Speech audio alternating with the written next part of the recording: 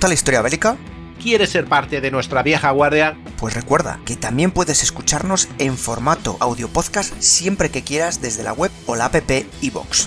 Es gratis y ahí tenemos alojados más de 1000 episodios que se publican por lo menos una semana antes que aquí. Puedes acceder a través del enlace en la descripción del audio o desde el primer comentario fijado. Te esperamos.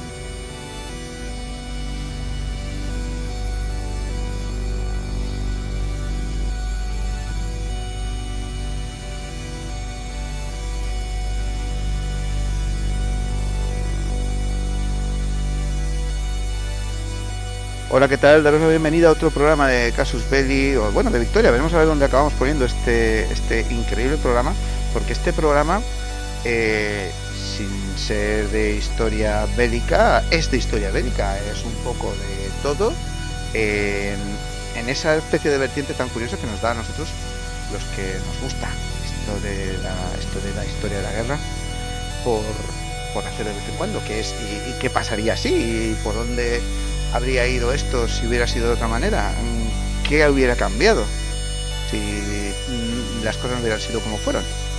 Y bueno, pues para eso nos hemos traído a alguien de Campanillas, ¿verdad, Félix? Muy buenas, pues sí, de Campanillas, y con el que ya tuvimos la oportunidad de hacer cuando sea, donde sea y cuando sea, ¿no? Sí, entonces, sí, porque entonces, bueno, pues es una persona, bueno, tiene un podcast, muchos de los oyentes lo sabrán, Historia Ficción, que yo espero que lo escuchen porque es magnífico. Una persona que ha sido capaz de poner a Don Blas atacando Londres es un grande. Nosotros que David Rico. Muy buenas. Hola, muy buenas tardes, o muy buenas lo que sea, y un saludo a todo el mundo. Pues muchas gracias por tenerme aquí, es un auténtico honor. He escuchado 1000 programas vuestros y compartir espacio y que nuestras voces se mezclen me encanta. Así que muchas gracias. Caray, el honor no lo haces tú, que hombre, que es magnífico. Ya sabes que, bueno, la gente que nos tiende que tiende a cometer el error de escucharnos una y otra vez, ya sabe que bueno, que nos encanta cuando alguien publica un libro, alguien de nuestra pequeña gran familia de podcasteros, de gente que pues hemos colaborado una y otra vez en varias ocasiones y que bueno, y que nos escuchamos mutuamente y nos seguimos y nos encanta pues saber de los unos de los otros, pues cuando alguien publica alguna cosa de nosotros a vosotros, pues siempre nos gusta echarnos una manita y aquí siempre hacemos propaganda de lo que hacen en esos otros canales. Y bueno, pues cómo no, hemos pues hecho un programa especial, hemos quedado como hemos podido, porque además es que tuviste la gentileza de dedicarme el libro, que esto es una cosa que... A mí también, que yo también lo tengo. Vamos, que magnífico. Y bueno, pues este libro, además, que has publicado, tiene el formato maravilloso Elige tu propia aventura, aquellos libros de cuando, pues yo qué sé, adolescencia o niñez, de quienes nos estén escuchando. Por lo menos, sí, de cuando yo estaba en la EGB. Pues bueno, a mí ya me pillaron talludico, pero bueno, estamos hablando de eso, de los de Elige tu propia aventura, de estos libros tan guays que tú empezabas con una historia y decías, pues si abres la puerta de la derecha, tal, si abres la puerta de la izquierda, Pascual. Y te ibas a la página que era y la liabas parda según esto y otro. Y tú, que te gusta la ficción histórica, que haces, pues tu podcast es bandera de esta tendencia, de esta forma de literatura, de arte, digamos, pues oye, has cogido y has hecho eso en un libro por la Segunda Guerra Mundial. Entonces el libro se llama Elige tu propia historia, la Segunda Guerra Mundial, y el formato es muy parecido al que tenían estos libros de Elige tu propia aventura. Sí, es que me gusta mucho. Para los que no me conozcan, soy David Rico y hago el podcast Historia Ficción, que tenéis en iVoox, y todos son ucronías. ¿Qué habría pasado? Sí, sobre diferentes momentos históricos, desde la prehistoria hasta el futuro. Lo que ocurre es que para mí la Segunda Guerra Mundial es un fetiche. Es una época que me interesó mucho desde siempre, desde que era un chaval, porque es muy espectacular y se concentran un montón de hechos en muy poco tiempo, y hay muchas situaciones en las cuales la historia podría haber cambiado drásticamente por poco, por unas pocas cosas que hubieran ocurrido en ese momento concreto, y además se enfrentaban como tres grandes ideologías, tres grandes cosmovisiones. Es un momento decisivo del siglo XX. Y claro, como cualquiera que le guste la historia y las cuestiones militares, la Segunda Guerra Mundial es un momento de referencia. Entonces, en tanto que mi podcast se dedica a hacer ucronías, cuando me he lanzado a hacer un libro, decidí que fuera la Segunda Guerra Mundial que tanto me interesa y que me parece con la que me divierto, y sé que un montón de gente también nos divierte y nos ha interesado desde durante un montón de años. Y el formato es como Elige tu propia aventura, ese que yo también leía cuando era chaval, y que entiendo que el grueso de los que están interesados en esto somos generacionalmente más o menos de ese ámbito, y ahora encontrarse con una cosa que está hecha para adultos, en la que tú puedes elegir tu desarrollo histórico alternativo en el marco de la Segunda Guerra Mundial, es muy interesante, porque además me ha permitido volcar un montón de hipótesis sobre esta época que también se presta a alternativas. Y yo creo que, si os parece, me gustaría escuchar qué tenéis vosotros que decir, porque sois eminencias en cuanto a la historia militar, sobre algunas de estas puntos de divergencia que se dieron en la Segunda Guerra Mundial. Pues es que además te has cogido puntos de divergencia desde antes de la Segunda Guerra Mundial, es decir, empezando pues por el periodo del apaciguamiento de lo que es la ocupación de la zona militarizada de Renania, ¿no? Cuando los alemanes vuelven a meter tropas armadas allí en esa región que en teoría no tenían que poder ocupar. También, pues por ejemplo, la intervención en la Guerra Civil Española y cosas así, y luego ya te has metido en cosas, pues se hace León Marino o no se hace, o si atacamos más hacia el Cáucaso que hacia Stalingrado, o si, o sea, hay unas cosas que dices, bueno, pues esto, jolín, hasta el último tema, o sea, vamos, ahí a tope brutal. Ya digo que vamos, 15 desarrollos alternativos has puesto, dices aquí, pero claro, las combinaciones que hay entre unos y otros son muchísimas. Uh-huh. Sí, y de hecho he empezado antes de la Segunda Guerra Mundial, antes del 39. De hecho me he concentrado solo en Europa, porque si nos vamos a Asia ya sería una locura. Imaginaos cuando la invasión japonesa de China. Pero en Europa, empezando por Europa, cuando Hitler accede al poder en el 33, porque se podría haber evitado la guerra, y me parece eso un elemento interesante, el cómo el apaciguamiento no tuvo éxito y cómo se dieron varias oportunidades, entiendo, antes de la guerra, de que nunca hubiera estallado, o si hubiera estallado pudiera haber sido un conflicto menor, mucho menos relevante del que fue. Creo que el primer momento en el que Hitler se la jugó, y creo que es un hombre que es un adicto al juego, al riesgo, fue durante la remilitarización de Renania. Ya ves. ¿Cómo lo veis vosotros? ¿Creéis que si Francia hubiera tenido tropas preparadas para, en cuanto entran los alemanes al otro lado del Rin, ellos entran, qué creéis que habría pasado? ¿Habrían parado a Hitler en ese momento? Yo creo que sin duda. Si hubieran entrado directamente los franceses, es posible. El problema es que la mentalidad francesa en ese momento no era la adecuada. Y no era la adecuada porque habían sufrido muchas bajas en la Primera Guerra Mundial, Entonces su mentalidad o su pensamiento, si no se llama estratégico, pero bueno, o táctico, era defensivo. De hecho estaba ahí en la línea Maginot. Fíjate, yo creo que si los franceses hubieran estado menos preocupados en los conflictos internos que tenían en ese momento dentro de lo que era el gobierno y la sociedad de Francia, que es que claro, nosotros tuvimos guerra civil aquí en España. Francia no la tuvo por milímetros. O sea, estuvieron con unos grupos terroristas de extrema izquierda y de extrema derecha, hubo sabotajes constantes unos a otros, ataques a políticos, todo tipo de cosas súper chungas, y no llegaron a la guerra civil pues porque faltó el pelo un calvo. O sea, y claro, pues ahí estaban ellos demasiado preocupados. Es que, claro, ahora juzgamos el apaciguamiento y demás con bastante dureza, pero es que ellos las grandes potencias estaban mirándose el ombligo en ese momento. O sea, y claro, que de no haber estado haciendo eso, de no haber estado ahí, pues bailándole el agua a Hitler para detener pues los de la derecha, mirando a ver que sirviera de contrapeso a los comunistas y a los izquierdistas. Los de la izquierda mirando a ver si servía para hacer un poco de apertura de cara a que la Unión Soviética tuviera un aliado en Europa. Y si no hubieran estado mirándose eso, pues seguramente habrían reaccionado. Yo creo que metes cuatro gendarmes en el Sarre y los alemanes se achantan. O sea, los alemanes se achantan. En ese momento... Se achantan igual en ese momento, pero luego más tarde no.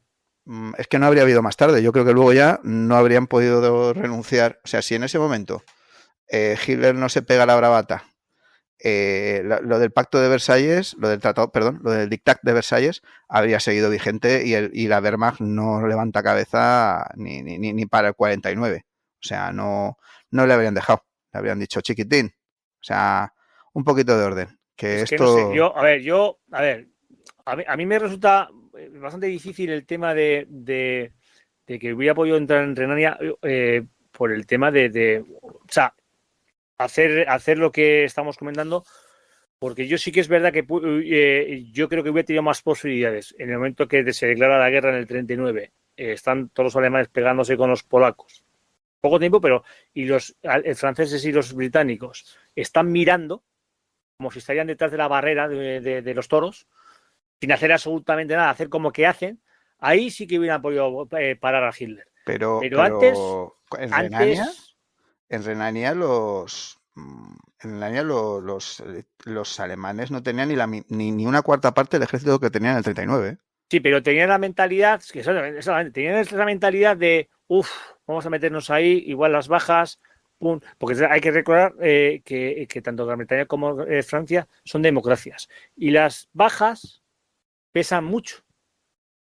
Yo creo que ahí entra, en ese momento no tenía con qué responder. O sea, bueno, si los franceses le dicen a callar, pues Hitler no habría tenido con qué responder. Pero es que no lo hicieron. Ese es el tema, que lo que estaba preguntando, no sé si se imponen ahí, pero por miedo a sus propios rollos, no por miedo a Hitler. Bueno, claro, evidentemente, pero esos rollos pesaron mucho. De mirarse ellos mismos los problemas que tienen internos, que no de lo que se está cociendo en Europa Central. Y de hecho, pues ahí, por ejemplo, es cuando Bélgica abandona la alianza con Francia y vuelve a la neutralidad y cosas así de estas por el estilo, porque dice, no, o sea, perdona, pero tío, esto no está funcionando. Y realmente, pues eso se nota luego cuando en la campaña de Francia, pues los franceses hacen el Canelo de una forma tan triste, con un derroche de sangre absolutamente absurdo y una serie de errores garrafales. Dices, pues ¿qué pasa? Pues en realidad, bueno, todos están preocupados de salvemos Francia y cada uno tiene su idea de lo que es Francia y prefieren perder delante de los alemanes que no dar su brazo a torcer delante de sus adversarios políticos. Ya sabes, Antonio, que le hemos hablado cuando hemos hablado de carros de combate franceses o incluso los que estuvieron en la guerra civil y tal, que Francia tiene una compleja política en ese momento, que cuando estalló nuestra guerra civil hubo gente a favor, hubo gente en contra, estuvieron en ese límite de yo no sé si de guerra civil, pero sí que estuvieron muchos roces y hubo gente que, ¿sabes? Entonces, no sé yo. Mira, si me hasta que- dejáis, claro, una ucronía, la gracia es qué habría pasado, sí, es decir, qué elemento tendríamos que cambiar para que todo el desarrollo adicional sea diferente. Claro, ya sabemos que Francia no intervino cuando ocuparon el Sarre. Y la cuestión es, ¿qué tendría que haber cambiado? Claro, una posibilidad, por ejemplo, es que la política interna francesa hubiera sido diferente y sus liderazgos para unificar el país contra un enemigo exterior hubieran decidido hacer esa mini campaña en el Sarre parándole los pies a un ejército alemán que sabían inferior en el año 33 y así acabar con la disidencia interna, incluso acusándolos de ser colaboracionistas del ascenso del nazismo. Es decir, un elemento, un liderazgo francés que decide tomar ese otro camino que cambia todo lo demás. Me gustaría preguntar, porque hay una serie de, como yo entiendo, de acciones expansivas alemanas a partir del año 33 hasta el 39 que van aumentando los riesgos. De hecho, tengo leído que si en el 33 los franceses hubieran disparado, las órdenes de los alemanes era replegarse, no responder al fuego. O sea, era nada, era marcharse. Y eso, ves, la demostración de fuerza, lo que tú dices, Bélgica ya vio que Francia titubearía y dice, bueno, pues mejor intento salvarme por mi propia cuenta. La Guerra Civil Española me parece otro ejemplo en el que las democracias occidentales intentan montar un comité de no intervención para que se aísle el conflicto y no se extienda al resto de Europa. Pero Alemania e Italia deciden jugársela y decir, no, yo sí voy a intervenir políticamente con apoyo armado, de hecho, con apoyo militar y material a uno de los bandos de la guerra civil, mientras que las democracias occidentales siguen jugando a ese juego de no, yo es que no quiero intervenir. El planteamiento que yo os hago es, y si, porque muchas veces se habla de la influencia de la Unión Soviética en la guerra civil en el bando republicano. Bueno, si Francia, que está mucho más cerca, con muchos más recursos, probablemente incluso militares, que la Unión Soviética en el año 36, decide Francia, oye, en vista de que el apaciguamiento con Alemania no está funcionando, yo también, como ellos, haciéndome el loco, voy a intervenir y voy a mandar, para además influir políticamente en lo que ocurre en España. Probablemente eso el Partido Comunista de España habría tenido menos influencia si los aliados, imagínate, Izquierda Republicana se hubiera convertido en el aliado de los franceses a la chita callando. ¿Cómo veis eso? Esa otra posibilidad de que hubieran cambiado con la derivada. Es el elemento de cambio para la Ucrania es, y Francia ve que la intervención no funciona y que Alemania no se apacigua, por lo tanto, discretamente manda armas a la República. ¿Creéis que esto podría haber cambiado mucho? ¿No habría tenido recorrido? ¿Cómo lo veis? Hombre, estuvo a punto en varias ocasiones, es decir, el gobierno del Frente Popular, que estaba en ese momento en el poder en Francia, lo primero, nada más empezar la guerra civil, envía un convoy con armamento. Lo que pasa es que la oposición pone el grito en el cielo y se bloquean envíos posteriores, pero la primera ayuda que llega a las repúblicas de Francia. Y eso hubiera podido seguir más o menos, pero evidentemente, a ver, dentro de, ya digo que aquí en este momento a mí me parece, vale, desde mi punto de vista, me parece que la idea que tenían en la cabeza los franceses y demás era muy distinta a algo como digamos, como una visión de conjunto. Es decir, ellos están más preocupados de su imperio colonial, de sus rollos chungos y de las tonterías de las peleas políticas que estaban teniendo dentro de cada gabinete que se abría y se cerraba constantemente, pues bueno, que de lo que era eso, de lo que era una auténtica avalancha de peligros que se les estaba viniendo encima y que los acabó devorando. Pero bueno, ahí estaban ahí con su cosa. Y lo que pasó fue eso. Cuando empezaron a enviar, por ejemplo, los de Guatán, empezaron a enviar aviones de Guatán, no el bonito, sino el anterior, ¿no? Los 371 y todos estos, los envían sin armas, por ejemplo, ¿no? O cosas así. Empiezan a recurrir a triquiñuelas para seguir enviando cosas a la República, bueno, y tal, pero si por ejemplo Francia en ese momento se implica mucho, Alemania seguramente no hubiera renunciado a apoyar a la rebelión de Franco, por ejemplo. Yo entiendo que sí, porque es que tiene muchas mejores posibilidades Francia. Imagínate solo mandarle stocks de munición, ametralladoras y cañones de la Primera Guerra Mundial a la República. Solo con sus Y stocks luego, aparte viejos. que tenía frontera directa, que Claro, y es un ferrocarril jodido, o sea, bien, no hay... que enlazaba directamente con los frentes. O sea, aquello hubiera sido muy Claro, chungo. habrían sofocado la rebelión, entiendo que con facilidad. Y ahí me parece súper interesante porque eso genera una cadena de acontecimientos en la que también me gustaría saber cómo lo veis, pero si esa república influida por un gobierno frente populista francés, pero que en último término se alinea con las democracias capitalistas occidentales, es el que domina políticamente a la facción dentro de la república hegemónica. Recordemos, el Partido Comunista es el que termina siendo hegemónico al finales de la República en el mundo real, porque era el que tenía las armas y al final el poder lo da la fuerza. Si quien tiene esa fuerza es una facción relativamente moderada, por ejemplo, del Partido Socialista o de Izquierda Republicana, o de un partido así, más o menos alineado con lo que serían las democracias occidentales, aunque sea con la facción izquierdista, pero Sí, claro. dentro de ese marco, entiendo que habría sofocado la rebelión y habría continuado siendo una democracia inestable, como era la francesa en esos años, y nos habríamos encontrado en el año 39, donde yo creo que igualmente Hitler, al margen de lo que hubiera pasado en España, le habrían afectado más otras cosas como Austria, como Polonia, como Lógicamente. Checoslovaquia, y habrían terminado haciendo guerra igualmente. Y Francia habría caído igualmente en el año 40. Ahí nos habríamos encontrado una España que habría sobrevivido como república democrática hasta la ocupación alemana de Francia, y tenemos a Hitler en los Pirineos. Claro, Una buena excusa para poder entrar en España y entrar y coger Gibraltar.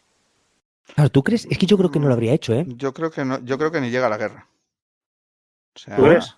yo creo que si se mete Francia y le sale bien, o sea, lo que es el tema de tener que meterse en harina, ¿no? Con los alemanes. Les sale con los alemanes, con la República y demás. Y se tiene que achantar Hitler ahí y Alemania tiene que recular. En ese momento, yo creo que primero que Alemania ya no se mete en más líos por una temporada demasiado larga. Y segundo, que si vuelve a intentar hacer algo, ya los franceses han venido muy arriba. Entonces, Yo creo que ya seguro, ¿eh? Yo creo que Hitler... no se atreve. Y además es que hay un factor muy interesante en ese momento que mucha gente no recuerda. Y es Mussolini y la poca gracia que le hacía estas cosas raras que hacía Hitler de vez en cuando. Cuando hace el Anschluss en Austria, Mussolini desplaza tropas a la frontera con Austria. Y hasta que no hay un acuerdo que tiene que quedar muy clarísimo, porque vamos, ahí están a punto de entrar de entrar en Austria y de entrar en guerra contra Alemania. Italia, ¿eh? Bueno, Italia también se viene arriba, ¿eh? Que Italia... Sí, pero Italia se venía arriba con nada. O sea, Italia, vamos a meter Maesinia, vamos a enviar tropas a España. Pero se viene arriba también cuando Francia está medio acabada y se meten contra ahí Albania, y contra antes. Abisinia, contra los pringaos. Sí, y las pasaron canutas, ¿eh? Y contra Grecia y no lo consiguió. Bueno, ya en lo de Grecia y tal, eso ya fue... Pero bueno, que eso le quedaba toda a Emilia. Ese problema, pero en ese momento Italia, por ejemplo, tiene un ejército que está bastante mejor que el que tiene Alemania. Es decir, dices, es que el ejército italiano solo tiene tanquetas. Pues es lo mismo que tiene el ejército alemán. Tiene Panzer I. Es que el ejército italiano solamente tiene biplanos. Pues igual que el alemán. Lo que pasa es que tiene más que el alemán. Es que el ejército italiano en ese momento tiene muy pocas divisiones, pues lo mismo que el alemán. En ese momento el ejército alemán está muy por detrás de lo que va a ser luego con el tiempo. Y Hitler calcula mucho los pasos que va a dar porque no puede cometer ningún error. Si comete un solo error en una de estas movidas no tiene nada que le respalde. Es decir, los militares le están mirando con curiosidad diciendo a ver qué querrá este señor. Los empresarios le han dado su apoyo diciendo vamos a ver si sacamos beneficios. Y sí, esos son holandeses. Los holandeses más, pero bueno. y luego los alemanes le han votado porque creen que les va a dar un empujón, un espaldarazo al país y que lo va a sacar del hoyo y tal y todo esto. Como meta la pata en una cosa, lo poco que tiene lo pierde. O sea, yo creo que ahí no se lo hubiera jugado, pero bueno, esa es mi opinión. Yo creo Chicos, que... antes de ir a Austria, Múnich y Checoslovaquia, es que tengo muchas dudas con España porque, claro, al final nos llama la atención. Imaginaos lo que decía antes de que llega el ejército alemán en el año 40 hasta los Pirineos. Y ahí tiene dos opciones, o invadir España, que la habría podido invadir, aunque a lo mejor se habría encontrado con un problema de las guerrillas, exactamente igual que Napoleón. Tener un país enorme que controlar, atrasado y un consumo de recursos increíble para una ventaja estratégica que yo no veo que compense. Pero bueno, en todo caso, que o Hitler invade España y se ve con problemas, o Hitler no invade, pero creo que esa invasión no habría cambiado el curso de la Segunda Guerra Mundial. De modo que en último término, en el año 44-45, Alemania habría terminado perdiendo la guerra. Y ahí yo lo que creo, y quiero saber vuestra opinión, es que España sí o sí, imaginaos, terminaría en el bloque occidental, sí o sí, en el marco de la Guerra Fría. Y da igual, si España, imaginaos que hay una revolución anarquista, increíble y ganan los anarquistas y España es comunismo libertario. No, pero en situación más extrema, ya ni los comunistas. Y es una serie de comunas libertarias desde el año 36 hasta el año 45. Es que me da igual, es que va a llegar a Estados Unidos en el año 45 y va a decir, mira, se acabó la tontería. O en el año 40, seguro, ellos... Sí, habría sido tremendo, pero o ganan los sí. comunistas con el Partido Comunista y montan cualquier tipo de dictadura, democracia popular, lo que te dé la gana, liderado por el Partido Comunista. O ganan cualquier grupo de izquierda de lo que sea. Da igual. De hecho, lo que consiguió Franco sobrevivir era increíblemente improbable y se cuadraron los astros para que por culpa de la Guerra Fría y que él se alineó como muy sumiso y anticomunista, le dejaron quedarse ahí. Pero lo normal era que en España, entiendo, en el año 45, en casi cualquier escenario, hubiera terminado siendo una de esas democracias restituidas en el marco del Plan Marshall y alineadas con el bloque occidental. Sí, ¿verdad? Seguro. Con y sin invasión alemana y vamos, como quieras. A ver si lo que ocurrió es... Hombre, si tuvo Plan Marshall todo el mundo, pues no lo va a tener, claro. Y seguramente... Claro. Eso. Yo estoy totalmente de acuerdo. Sí, ¿verdad? Bueno, pues entonces vamos a ir a por Checoslovaquia, porque claro, Austria cae, ya hemos visto un poco, y ahí los occidentales incluso dicen, bueno, mira, otra vez más nos quedamos viendo cómo hay terrorismo del partido nazi, que da golpes de Estado, toma instituciones públicas y desestabilizan al gobierno desde dentro y toman el país. Fuerzan la anexión militar y de hecho en último término lo invaden, paralizando al régimen, al Estado austríaco que cae en manos de Alemania. Pero después llega Checoslovaquia, que eso no son germanos ni es algo tan... son otro país de verdad. Y claro, y un país que además los occidentales, los británicos y los franceses tratan de utilizar como muro de contención en el expansionismo alemán. Pero es ese proceso que no vamos a describir, pero que es a través de los Sudetes, la protección de la alemana, las supuestas agresiones que reciben, negociaciones con el gobierno de allí, también terrorismo de extrema derecha, desestabilización.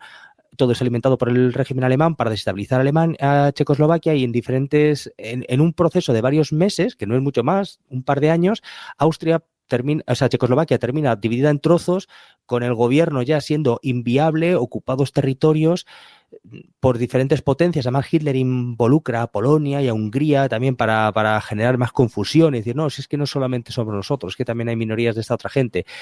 Ahí llega el Pacto de Múnich. Y mi punto de divergencia que os planteo es, ¿y si Hitler ahí se planta de verdad, después de haber despedazado Checoslovaquia y quedársela, si de verdad no da un paso más, no invade Polonia y se queda ahí?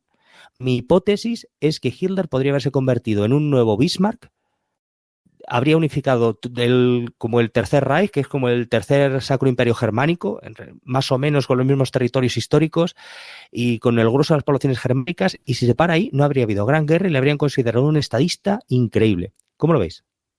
En el Pacto de Múnich. Podría haber pasado. Sí. Podría haber pasado. Lo que ocurre es que el tema de Hitler es que podría ser que hubiera conseguido un prestigio de ese nivel, pero un Bismarck se movía más cómodamente con un Kaiser delante. y eso no pega con Hitler. O sea, no sé si me explico. Una persona como Hitler es alguien mediático y necesita liar la parda.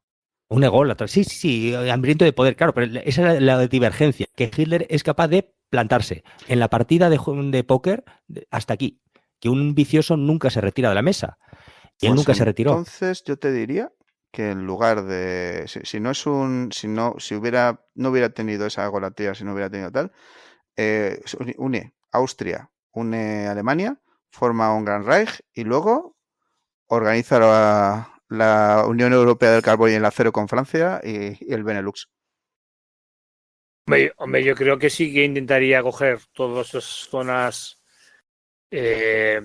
germanófilas, digamos, o de origen, De mayoría, Memel en Lituania, pues esas cositas. Sí, Memel, sí, pero que Silesia...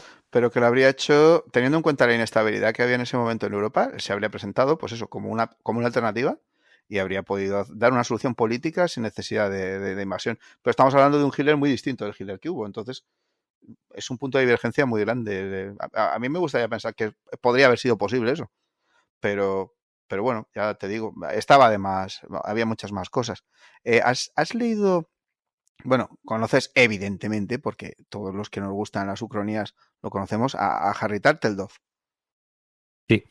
Entonces, tiene un libro que se llama La guerra de Hitler, Hitler's War, que va precisamente sobre esto. Sobre que, bueno, cuando se firma el tratado, se firma el Tratado de Múnich, pero Checoslovaquia no lo acepta y va a la guerra. Checoslovaquia se defiende contra Alemania. Claro, tiene las de perder, pero Francia, claro, el escándalo que se monta en Francia cuando Checoslovaquia combate y Checoslovaquia denuncia que Francia no está cumpliendo los pactos de defensa, Francia y Gran Bretaña han abandonado Checoslovaquia, pues se ven obligados a entrar en guerra y entonces la guerra se adelanta demasiado y entonces Alemania no está preparada para combatir en dos frentes. Y claro, y se monta un pollo de tres pares de narices porque los franceses tampoco están preparados para la guerra al tope, pero pueden entrar en Alemania y entran en Alemania. Y quien apoya en ese momento a Hitler y entra en la guerra también es Polonia. Porque Polonia en ese momento se alinea junto a Alemania para combatir contra Checoslovaquia. ¿Por qué? Pues porque la Unión Soviética ha exigido que para apoyar a Checoslovaquia tiene que cruzar por el medio de Polonia. Polonia se ha negado. La Unión Soviética dice que entonces entrará, quieran o no, y Polonia tiene que ganar la guerra a Checoslovaquia, a la Unión Soviética, a Francia y a Gran Bretaña. Y se monta un tritifrafe en medio de Europa Central que también es muy divertido. Es el extremo contrario a lo que tú proponías. Es el extremo contrario a lo que tú proponías. Pero bueno, que sí, ya te digo. Mira, hay otra ucronía que hice yo en su día. A mí, honestamente, me parece hasta más lógico esto que os voy a decir. Polonia y la Unión Soviética habían tenido una guerra hasta hacía muy poco. Y el Ejército Rojo estuvo a las puertas de Varsovia. Me parece mucho más razonable que Hitler hubiera utilizado a Polonia como, pues, para atacar a la Unión Soviética. Reactivar esa guerra, armando con equipo alemán, incluso con legiones de voluntarios, entre comillas, alemanes que van con los polacos, a invadir la Unión Soviética a través de Polonia. Y que, sí, reeditando aquella guerra. Porque eso es posible, sí. Sí. Más que nada porque la guerra ruso-polaca que termina, Antonio, en el 25, ¿no? A ver, en el 22... ¿En el 22-23 se acaba? Por ahí. 15 años antes, o sea, no había hecho nada, ¿sí? 15 años. La gente se acordaba. Y encima eran polacos, católicos, anticomunistas, o sea, todo se junta. Antirrusos, o sea, todo contra la Unión Soviética. Sí, a ver si se saltan algunos temas que hay por ahí. Vale, pues no. En marzo del 21 se acaba. Eso, pues 21. Pues cuando tienes una serie de disgustos que has tenido con Polonia previamente y tal, pues es difícil que te aliaras con ellos, pero podría pasar. Claro que podría pasar. No, pero al final Alemania no había tenido guerra con Polonia. No, pero por ejemplo, durante los años 20, los polacos van a promover una sublevación en Silesia y se van a quedar con un trozo de Alemania porque Blas. O sea, así por las buenas. Y los alemanes van a intentar defenderse con los Freikorps, pero las potencias occidentales les van a decir que se anden con cuidado porque ellos no pueden utilizar fuerzas armadas que han firmado el Tratado de Versalles.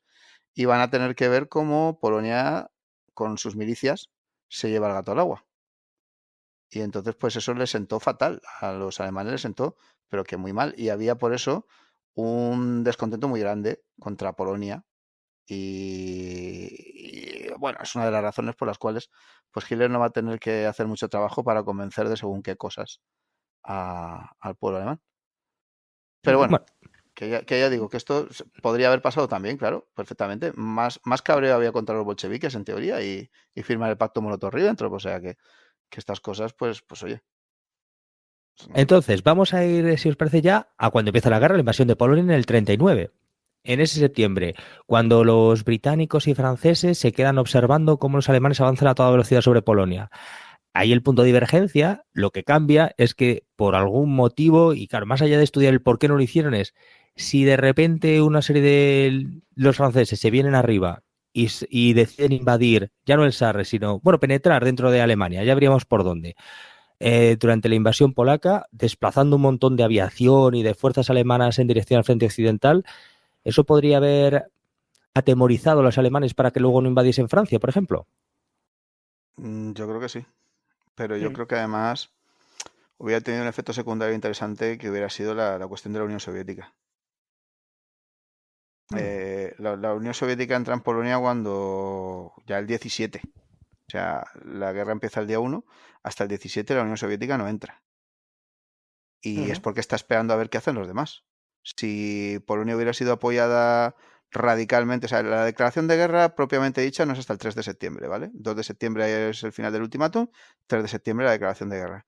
Si una semana después, pongamos para el 10, las tropas que ya tendrían que haber estado movilizadas, porque vamos, sabíamos que, señores, que llevamos un par de años ya chunguitos, ya sabíamos por dónde iba esto, ¿no? Tendrían que haber movido un poquito el tema. Pues si hubiera habido una mediana movilización y se hubiera empezado a ocupar pues el territorio, asaltar la línea Sifrido, que era una línea un poco de filfa, ahí donde la ves, tenía poca cosa, la pobre.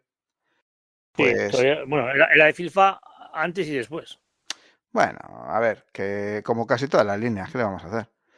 Pues entonces, si lo hubieran hecho, seguramente, pues eso, Alemania no hubiera podido volcar todo su poder contra los polacos, pero aparte las divisiones Panzer, las 6 que tenían en ese momento, se habían adelantado mogollón y estaban empantanadas en combates muy chungos en la orilla del río Bezura, por ejemplo, en el asalto a Varsovia, que se llevan un susto bastante impresionante, en el bosque Campinos, en lugares donde era muy difícil que los volvieran a sacar de allí, los reformaran y los enviaran de vuelta para combatir a los franceses. En ese momento no queda ni una división Panzer en Alemania, para defender a Alemania. Y casi más del 80% del personal de la Wehrmacht, todo, tierra, mar y aire, está combatiendo en Polonia. Sí. Si los franceses entran y consiguen hacer, aunque sea el agujerico del tamaño de un alfiler, en la línea Sifrido, vamos, se viene abajo el invento, pero en 3, 2, 1 ya. O sea, el pollo que tienes es como para hacer historia. Y claro, aquí es donde te preguntas en qué estaban pensando para no hacerlo. Pero bueno. No sé. Es que a lo mejor, es que no lo veo tan claro, ¿eh? A lo mejor los franceses habrían terminado siendo detenidos por los alemanes que hubieran quedado en el frente occidental. Polonia ha caído un mes después. No sé. No sé si los alemanes, los franceses... Sí, los franceses atacan Alemania por occidente, pero los franceses habrían podido atacar de una manera tan resolutiva. Eso creo que serían dos ucronías en una. Una es que ataquen de verdad, con fuerza, y otra es que su doctrina sea de penetración en profundidad, porque, ¿me entendáis? ¿Sabes? Entrar en serio. Porque si lo que ocupas son 50 kilómetros de zona fronteriza y te paras, no, ¿verdad? Es lo que hicieron, ¿no? No, porque en realidad no estaban interesados. Ellos en realidad A ver, no, ellos andaban diciendo rollos, le andaban contando a los polacos unos rollos tremendos de lo que estaban haciendo y de lo que iban a hacer y de lo guay que estaba yendo su historia y de los problemas que estaban teniendo para combatir y no sé qué. Bueno, todo ese rollo que les cuentan a ellos por salvar un poco la cara. Pero la realidad es que, pues eso lo que tenía que haber hecho es haber lanzado a sus carros de combate de caballería como si fueran los cosacos del Volga en la retaguardia de los alemanes, después de haber cruzado el Mosa en dirección contraria, y ya está. No Y tenía que haber obligar a hecho nada Hitler a firmar un tratado de paz, más. Así de rápido. ¿no? Sí, Y de obligar a un tratado de paz, en el que a lo mejor te toca renunciar a algo de Polonia, pero el Estado polaco sigue sobreviviendo. O, por ejemplo, Bueno, que... en teoría, sobreviviendo en la zona alemana, porque los soviéticos hubieran entrado igual en el día 16. Sí. A lo mejor- Pero bueno, Varsovia y algo más. Yo creo que los soviéticos, si ven que realmente los franceses han entrado en acción y tal, yo creo que los soviéticos no se meten. Estaban ahí evaluando. Pero bueno, no sé, es mi opinión. No te sé decir. Sí que es verdad que tienen ahí un momento en el que los alemanes les dicen que se den prisa, que tienen que entrar a ocupar sus áreas designadas, los que les tocaba de reparto, y ellos no se toman ninguna prisa. Si son casi 3 semanas lo que se esperan. Y los polacos, fíjate, así a lo tonto, con la puñalada esta trapera por la espalda que les meten los soviéticos, todavía aguantan, pues hasta el 2 de octubre no se rinden las últimas unidades polacas. O sea, que estamos hablando de que si los franceses hacen cualquier cosa en ese momento y la Royal Navy británica empieza el bloqueo naval en serio, que se suponía que eso estaba preprogramado, pues si se ponen de verdad así a tope, van a hacer un festival ahí con los alemanes que se le acaba las ganas de hacer cachondeo a Hitler, pero en 3-2-1, o sea, le están diciendo sus propios generales que si es que estamos locos o qué pasa.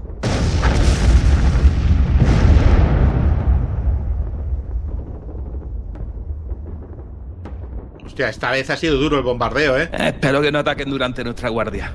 Yo no lo creo. Hasta el alba esta gente no ataca y eso ya lo defienden otros. Bueno, pues saca ese altavoz que tiene y pon ese casus belli todo guapo, que así se nos pasa ante la noche. En la guerra de los Boers, que tampoco sabían qué montaña era. ¿Pero cuál es? Subimos esta y dicen, no, es que esa es más alta. No, pero nos han dicho esta. Y los Boers en la más alta disparando.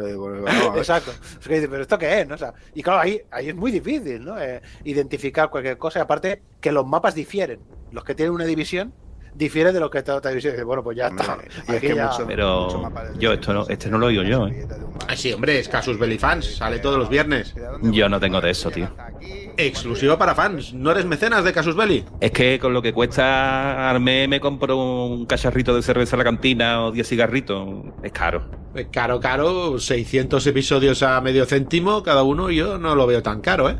Y uno nuevo cada viernes. Es más barato comprarme Lola o el lectura.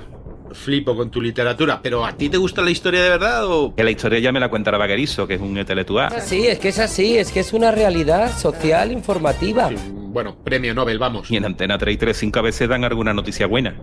¿Y qué podía salir mal? No es que no me guste, que sí me molaría, pero que yo, con lo que me costaría el año, me compro los discos del Quevedo. Los libros, querrás decir. ¿Que sabe escribir? No, para reggaetón no hace falta escribir, hombre. Todos quieren contigo. El reggaetón, a mí eso no me la cuelas. A ver, dime en serio que te gusta eso. Tanto como el Sebo Rata. Venga, va, que ya no cuela. Tú lo que eres es un agarrado. Que no. Pero bueno, a ver, 600 episodios del histórico y uno de fan cada viernes. Sí, sin publicidad. Y un pone que yo quisiera escucharlo, que tengo que hacer, que no es para mí, que es para mi primo, ¿eh? Bueno, tu primo le daría el botón azul de apoyar. ¿Y puede pagar con tarjeta? Con tarjeta y con PayPal. ¿Y puedo darme de baja cuando quiera? No, lo heredarán tus nietos cuando ya no estés. Pues claro que te puedes dar de baja cuando quieras. Que no es para mí, ¿eh? Que es para otro que también se está quitando. Que no pasa nada, que no eres peor persona ni te obliga a nadie, que no me des la vara, que puedes escucharlo conmigo en la trinchera. Yo solo le apoyo en mecenas porque quiero y porque me gustan y por apoyarles y ya está. Pues ¿sabes lo que te digo? Pues ahora lo voy a apoyar. Vale. Ahora tú haz lo que quieras. ¿Medio céntimo el episodio, Quillo? Sí. ¿Y un fan cada viernes? Que sí, pesado. Sin publicidad. Sin publicidad. ¿Es mejor PayPal o tarjeta? Mira que eres listo, Visa Platino para ti. Pero entonces ¿por qué la Royal Navy no hace eso? Porque a mí no me queda muy claro por qué no lo hace. O sea, no tenía, no podía, no querían. Yo creo que todavía estaban esperando a ver si era posible llegar a algún tipo de acuerdo o alguna cosa. Tampoco quieren entrar así en guerra. Quieren alargar todo lo más posible porque es que además en ese momento también hay un debate político muy importante en el Reino Unido. Y eso no lo podemos olvidar. Ahí había habido una serie de problemas, de emociones de confianza y demás en la Cámara de los Comunes que no había un liderazgo fuerte en ese momento que diera confianza. Después de lo que había pasado con el Pacto de Múnich, te encuentras con que te vuelve Chamberlain, que tenía mucho prestigio en ese momento porque había vuelto con la paz para nuestros días. Te vuelve así de esta manera y resulta que, hombre, más o menos dentro de lo que es el electorado estaban esperando a ver qué pasaba. Los laboristas querían sangre, decían si tendremos que formar un gabinete de concentración, pero no a cualquier precio.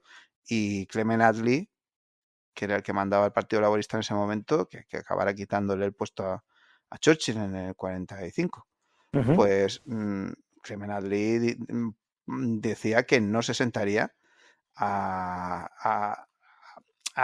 formar un gobierno de coalición con esa gente. Y muchos británicos no sabían a dónde mirar en ese momento. Realmente, dentro de lo que eran los países aliados, había mucho follón. Y no era gente que se quedara mirando tranquilamente, pues porque tal. No, es que tenían sus propios problemas y aunque era un problema muy gravísimo, no fueron capaces de reaccionar porque no se dieron cuenta de la gravedad del asunto. No cayeron en el tema. Y yo creo que eso es lo que pasa. En realidad los franceses creen, los de un bando y los de otro, dentro de la misma Francia, creen que la guerra es una gran oportunidad para resolver sus problemas internos. Ahora es cuando se va a ver de verdad quién manda aquí. Ahora verás tú. Y unos y otros empiezan a hacer su propia agenda, pero aparte de la que estaban haciendo los alemanes. Los alemanes querían ganar la guerra, los franceses querían pues arrimarle las cosas a sardina, los ingleses igual. Entonces es por eso por lo que yo creo que es por eso que al final, pues hombre, siendo que sí, que el ejército francés era más lento que el caballo del malo, bueno, pues él tenía más o menos las mismas cosas que cualquier ejército de la época. No estaba mal mecanizado en absoluto, ni nada de esto por el estilo. Además era el más numeroso, ¿eh? Sí. Y tenía el prestigio de que había ganado la Primera Guerra Mundial. O era uno de los que habían ganado la Primera Guerra Mundial. Y no hacía falta que hiciera mucho para pasar por en medio de las... Pues no sé cuántas divisiones tenían al final los alemanes ahí puestas, pero muy poquitas. Y jolín, pues podían haberlo hecho, pero no, prefirieron a ver qué pasa, tal, que lleguen los británicos, que se ponga esto en serio. La Royal Navy, pues mira, pues es que sí, pero tenemos que hacer bloqueo, pero a ver qué hacemos con los barcos neutrales, porque los barcos neutrales los revisamos o no los revisamos.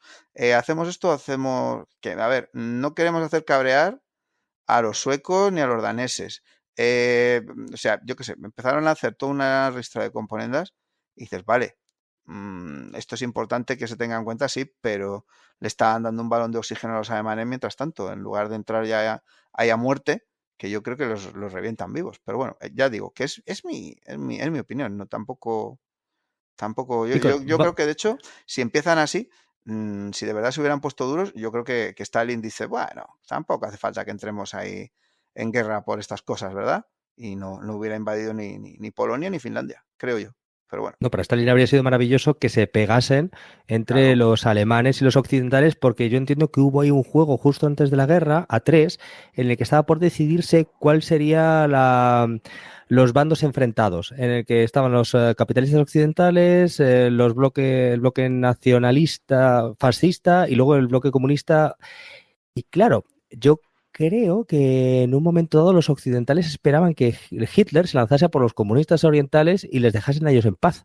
Y a su vez Stalin intentó maniobrar con los pactos antifascistas de los frentes populares, intentó una aproximación a los occidentales y entiendo que el pacto Ribbentrop-Molotov fue una jugada táctica brillante en la cual dijo, bueno, ya que Hitler ya está lanzado y ya que los occidentales están dejándolo que se venga hacia mí, voy a pactar con Hitler para que Hitler tranquilamente pueda atacar primero a los capitalistas. Y entonces ya los capitalistas ya están condenados a luchar junto a mí. Yo entiendo que esa fue su jugada. Sí, porque de hecho intentó primero el pacto con Francia y Gran Bretaña. O sea, lo intenta Pero primero. claro, fíjate lo que hacían. De hecho, intentó apoyar a Checoslovaquia, también Stalin, de no, mira, que yo también me meto a defender la integridad de Checoslovaquia. Y ni le invitaron, parece ser, a los pactos de Múnich. Dice, es que me están arrinconando, porque lo que quieren los occidentales, si mira esa foto de Múnich, es llevarse bien con Hitler y con Mussolini y que vengan a por mí. Porque además es su naturaleza anticomunista. O sea, todo está orientado a por mí. De hecho, es la zona de expansión vital y su objetivo somos los eslavos. Era por él, con lo cual dice, pues voy a defenderme haciendo que vayan primero a por vosotros occidentales. Y si os parece, en vista, vamos a dar por perdida ya Polonia y seguir avanzando. Ahí cae Noruega. Bueno, sí, cayó rápido. Cae Dinamarca, cae Noruega después del invierno y esas entiendo que, bueno, difícilmente podría haber cambiado drásticamente lo que vendría después y ya viene bueno, te voy a decir la gran apuesta, es que hay tantas grandes apuestas de Hitler, atacar en el frente occidental y a Francia y hacer lo que hizo, que le salió bien y desbarató al ejército francés y a los occidentales muy rápidamente, aplastó a todos y tuvo una victoria brillante.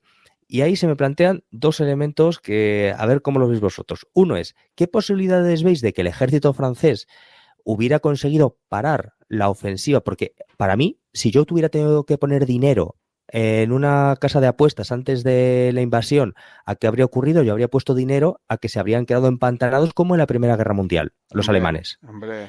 Ya habría puesto el dinero en eso.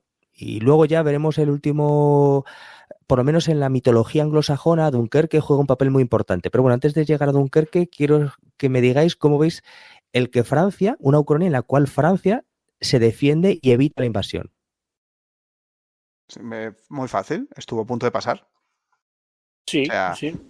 Fue un par de fallos, un par de tonterías, un par de meteduras de pata fue lo que les dio el partido a los alemanes, en realidad.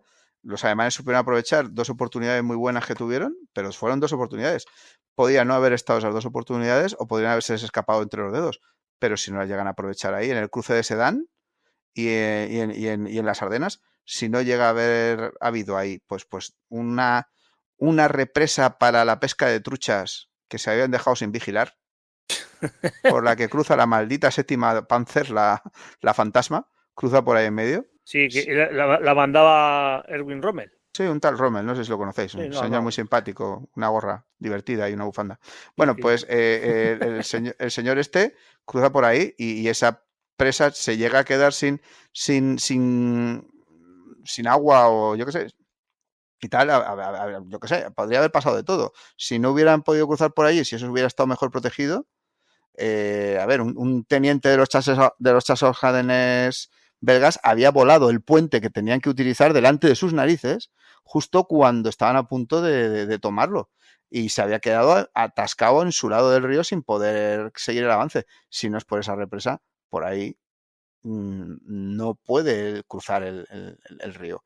Y en el Mossad, bueno, en Sedán, pues porque un sargento coge a dos pringados, los sube en una balsa de goma, llegan nadando porque les hunde la balsa de goma de camino y se carga dos búnkeres de franceses y los franceses pues yo de repente creo que acabas de dar en el clavo, Antonio. Se llevan el susto. O sea, si no está ese sargento ahí ese día y está otro con menos iniciativa, pues los franceses se dan cuenta de que los alemanes están poniéndose ahí en ese lado, amontonan más material, amontonan más tropas que estaban de camino y los alemanes, en lugar de encontrarse a las tropas francesas caminando hacia ese punto sin estar en una posición defendible y a contrapié totalmente, sin darse cuenta de lo que les viene encima, se habían encontrado con unas posiciones que les habrían tenido atascados vete a saber cuánto tiempo.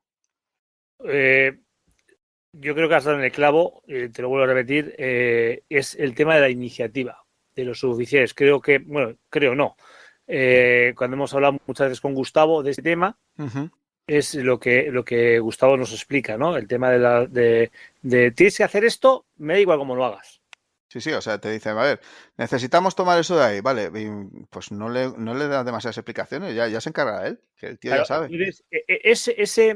Esa iniciativa que tienen los alemanes, los suboficiales y los oficiales de baja graduación, vamos a ver, hasta capitán, vamos a decir, o igual mayor, ¿vale? En el que dan libertad para hacer la tarea que se les ha encomendado y les da igual cómo, pues eso es un éxito o es una ventaja sobre los oficiales y suboficiales tanto franceses como británicos, sobre todo los británicos, porque los británicos están totalmente encorsetados y los franceses pues prácticamente igual. O sea, eso de espérate que tengo que avisar al comandante de la compañía, el comandante de la compañía tiene que avisar del batallón, el del regimiento y a su vez al general que está a 200 kilómetros en un chateau. Sí, ese tipo de cosas, de espérate que me llega la paloma mensajera. ¿Cuál es el problema? Que creo que muchas veces lo hemos dicho, no solo tú y yo, sino también Gustavo o Dani también lo ha comentado, en el que los alemanes piensan en horas, minutos, y los franceses pensaban en días, semanas. Pues ahí tenemos que si no hubiera sido que se presenta esa oportunidad en ese momento y la aprovechan, hubiera dado lo mismo. O sea, los alemanes no habrían podido cruzar los ríos, se habrían quedado a su lado y los franceses y los británicos con el tiempo pues habrían acabado haciendo una Primera Guerra Mundial alrededor de ellos. Y es un poco para lo que habían pensado. Gustavo lo explicaba el otro día. Sí, al fin y al cabo, los alemanes habían gastado 6 veces más acero en fabricar alambradas que en fabricar carros de combate. Los alemanes, ¿eh? Sí. Que estaban preparados para que eso pasara. Decían, es que esto lo más probable va a ser que acabemos en una maldita y empantanadísima guerra. Y luego también, perdona David, y luego también es el hecho de me la voy a jugar por aquí, es decir, ¿por dónde podemos pasar? Bueno, los franceses no esperan que pasemos por aquí, porque por aquí, ¿quién va a pasar por aquí? Pues voy a pasar yo, ¿sabes? Y dices tú, bueno, pues pasan por ahí y por narices pasan. ¿Vale? Sí, pero ya te digo que están a punto 30 veces de que falle la cosa, les atascan un montón de veces. Claro. Y si llega a tardar un poquito más, si les das, yo qué sé, chicos, vamos a pararnos un ratico aquí, 24 horas o menos, los británicos y los franceses concluyen su plan, se apostan y habría habido que pensar otra cosa. Igual se les ocurriría otra forma de salir del impasse, pero yo creo que se habría montado un pollo difícil de... Y luego también, una cosa también que es muy importante para estos avances tan rápidos es la logística alemana, ¿no? En ese momento la logística alemana, no solo gasolina y tal, era que me estoy quedando sin gasolina, no voy a esperar a que venga el camión cisterna como hacían los franceses, espera que venga, que tal, que bueno, no. Llevaban ellos su gasolina, la echaban y venga, pitando otra vez. ¿Sabes? Sí. Y si tenían que parar en una gasolina, paraban. Sí, echaban y se marchaban. Ya, pero que de cara a la Ucrania, ya te digo, habría dado lo mismo que puedas poner gasolina si no puedes cruzar los puentes del Mosa. O sea, por supuesto, claro, si los puentes no están volados o inoperativos, claro. Pero evidentemente, claro. Oye, en los últimos años creo que se ha dado mucho peso por lo menos se ha puesto en un valor que no sé si es excesivo o no, por eso quiero preguntaroslo, al pervitin y a los estimulantes en el ejército alemán. Hombre, eso no se lo digas a Gustavo. ¿Qué tan importante fue? No se lo digas a Gustavo que está ya en furia. O sea, lo más probable es que no. El pervitin provoca muchos fallos en el sistema nervioso. O sea, tienes una persona que es capaz de ponerse a disparar ahí por las buenas en medio de un acceso de furia mientras grita nos tienen rodeados. Él, por ejemplo, comentaba en un programa hace poco que en Ebenemael sí que está atestiguado, el asalto al fuerte belga de Ebenemael, sí que está atestiguado que los paracaidistas alemanes usaron pervitin y hubo que bajar a un soldado que estaba columpiándose encima de un cañón de 150 milímetros. Agotaron toda la reserva de agua porque el pervitín provoca muchísima sed. Se pelearon dos oficiales, un oficial con un suboficial a tortazos, y encontraron a un soldado que estaba lanzando granadas y ametrallando una posición belga que estaba vacía, diciendo que es que le estaban disparando desde dentro. Yo creo que no. No, pero déjame, ¿por qué? Tomaron el fuerte, que era intomable, de manera increíble. O sea, aunque tú lo que me estás contando, guay, pero tomaron el puente, o sea, el fuerte de Benemael, que era súper moderno y la leche en verso. Y no solo eso, sino que, a ver, vosotros recordad... Tenemos podcast sobre el tema. Vosotros recordad, si habéis tenido una pelea, lo importante que es la determinación. O sea, más allá de el saber golpear, pero el estar determinado, el que está determinado a la pelea, gana un montón de puntos en el enfrentamiento, antes que el que titubea. De modo que eso de no temer a la muerte da muchísimos puntos en una situación tan extrema. Y dejo también sobre la mesa que, según tengo entendido, en estudios posteriores a la Segunda Guerra Mundial pusieron de relieve que un porcentaje sorprendentemente alto de soldados no dispararon a matar y tuvieron dificultades para intentar matar a otro.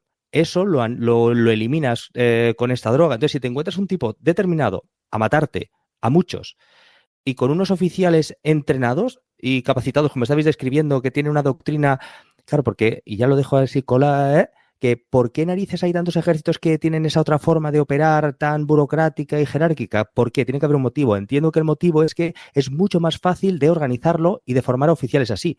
Que puedes tener oficiales mucho más tontos, mucha más cantidad y los forman mucho más rápido. Simplemente tienes aquí el manual, lo sigues. Que si necesitas un tío inteligente que piense y entienda y opere dentro de un marco más amplio. O sea, eso es un tío mucho más capacitado, mucho más listo y mucho más difícil de tener y de entrenar que simplemente tener un tío que obedece órdenes. Por eso entiendo que la gran mayoría, la resolución más fácil es un tío que te obedezca órdenes. Por eso, tipos bien entrenados y luego unos soldados que no temen a la muerte, por ejemplo, porque están drogados, a mí no me parece... No, yo creo que si los drogas no dan pe con bola, o sea, no... Tienen que tener iniciativa, pero si precisamente lo que quieres es que tengan iniciativa, o sea, no puede ser que acabes bajándolos de un cañón porque se están columpiando. La cosa es que tenían determinación y demás porque precisamente eso, se habían entrenado para un nivel que estaba dos niveles por encima de su verdadera graduación. Es decir, un cabo recibía la formación necesaria para poder ser un teniente y un sargento estaba preparado para ejercer las labores de un capitán. Pero eso era porque, claro, ellos tenían esa... A ver, lo que siempre hemos dicho cuando nos gusta estas movidas, la firmeza estratégica pero flexibilidad táctica. Es decir, eran gente que sabía adaptarse a la situación y sabía hacer las cosas bien. Para eso necesitas una claridad de ideas que las drogas no te las da. Es decir, sí que es verdad que lo explicaba además muy bien Gustavo con la foto esta famosa. A los soldados británicos, cuando los ves avanzando, avanzan disparando. Cuando ves a los soldados alemanes, llevan el fusil en la mano, con una sola mano, y corren. Sí, o sea, no están disparando. Ellos están esperando a llegar al momento del contacto con el enemigo para entonces disparar. Les están cubriendo unos colegas con ametralladoras por detrás de ellos. Y ellos corren mientras el enemigo tiene la cabeza baja por las ametralladoras del otro. No porque él dispare. A los británicos pues les enseñan doctrina de fuego, el minuto loco, que llamaban eso de disparamos todos a la vez en un... tenemos al siguiente fusilero a 1 metro de distancia nuestro y tenemos que disparar, pues no sé si eran 30 y pico disparos con un fusil, 30 y pico disparos un gasto de munición es increíble. En un minuto, no me acuerdo cuánto era. Era una barbaridad. Y sí, por eso lo digo. Porque esa era la doctrina que tenían ellos, tú eres una pieza de la maquinaria, tú tienes que seguir instrucciones y esto hace en todo momento lo que te dicen los oficiales. El soldado alemán lo entrenan para que, bueno, si no hay oficiales, tira para adelante que la cosa está en tus manos. Entonces, yo creo que la diferencia estaba ahí en eso. La ucronía interesante habría sido, ¿y si el ejército británico, por ejemplo, que hubo gente que pensó en hacerlo igual, Hubo gente que pensó en hacer la cosa igual. ¿Y si el ejército británico hubiera tenido un entrenamiento parecido al del alemán? Si hubieran saltado el tema de la diferencia de clases, de las cosas estas raras que tenían los ingleses en la cabeza, ¿no? De de hombre, es que esto, señores, esto es un deporte, la guerra es un deporte de caballeros. Oye, si hubieran dejado esas tonterías y esos manuales de esta es la operación que vas a hacer mañana, bienvenido, que tenían 200 páginas para explicarte cómo tenías que tomar la colina de enfrente y cosas así, yo qué sé, igual eso hubiera sido una crónica interesante porque bueno, pues porque podemos tener una infiltración británica en la línea Sigfrido en octubre del 39, ¿sabes? O un ataque paracaidista sobre las torres antiaéreas de Berlín, ¿sabes? Cosas así muy, muy graciosas. O atacar de flanco a la penetración alemana Panzer, principal. ¿No? ¡Wow! ¿Qué me estás contando? Claro. El clásico. ¿no? O sea, pues te penetran, pues ataca su flanco. Nos lo contaba, fíjate, Antonio Muñoz Llorente en el programa que hicimos sobre Montgomery. Lo explicaba muy bien. Dice, el Montgomery está en la BEF, en el contingente ese británico que envían a la batalla de Francia. Y cuando está cumpliendo con la orden que le han dado de que tenían que avanzar hasta Bélgica, ¿no? Y luego cruzar hacia Holanda, el plan, la maniobra Dile, aquella que llamaban. Pues cuando tiene que hacer la maniobra Dile, él va entrenando a su soldado, mientras tanto, a cruzar ríos por la noche, a moverse por la carretera rápidamente, va a vivaquear. Dice, ¿y por qué? Dice, porque me da que como te descuides nos va a tocar salir de aquí corriendo, que ellos sepan hacerlo. Y claro, cuando llegó el momento, su división es la que menos pérdida tiene. Porque efectivamente estaban preparados. Es decir, habían estado ensayando qué pasaría si. Lo chulo hubiera sido que cada soldado hubiera sabido qué hacer en caso de necesidad, sin tener que hacer ensayos con todo el ejército a la vez, porque realmente no tienen iniciativa propia. It's no use to ask me why, Dolly Gray. There's a murmur in the air, you can hear it everywhere. It is time to do and dare, Dolly Gray. Don't you hear the tramp of feet, Dolly Gray? Sounding through the village street, Dolly Gray. 'Tis the tramp of soldiers' feet in their uniform so neat. So goodbye until we meet, Dolly Gray.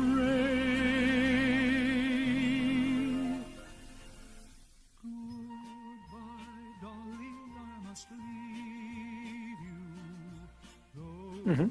Sí, chicos, llegados al punto de Dunkerque, al final de la batalla de Francia, para las películas, para el mundo anglosajón, como claro, lógicamente son autorreferenciales, pero en fondo como todos los mundos, lo único que ellos dominan las películas, Dunkerque tiene un peso muy importante.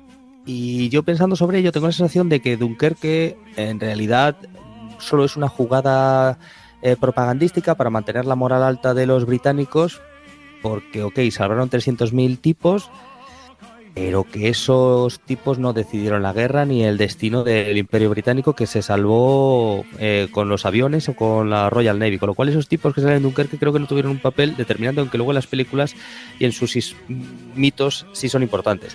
Entonces, ¿cómo veis la relevancia de que se salvasen 300.000 británicos en Dunkerque? Y luego, ¿qué posibilidades creéis que habrían tenido los alemanes para evitar que se fueran todos o en parte? Bueno, 300.000 británicos, unos 200 y pico mil más luego los franceses que reembarcaron. Sí, bueno, a ver, pero la importancia que dices, yo creo que es importante desde el punto de vista de la propaganda, más que nada, porque en ese momento no han tenido una buena noticia, pero en muchísimo tiempo. Y las cosas han ido de culo. El poder decir algo bueno, pues ya es importante. Que sea una chufla como esa. Sí, no, es que hemos salido corriendo y hemos corrido más que el enemigo. O sea, yo qué sé, queda patético, pero en ese momento es lo mejor que pueden decir. Les han metido un repaso de estos les han hecho en España-Malta.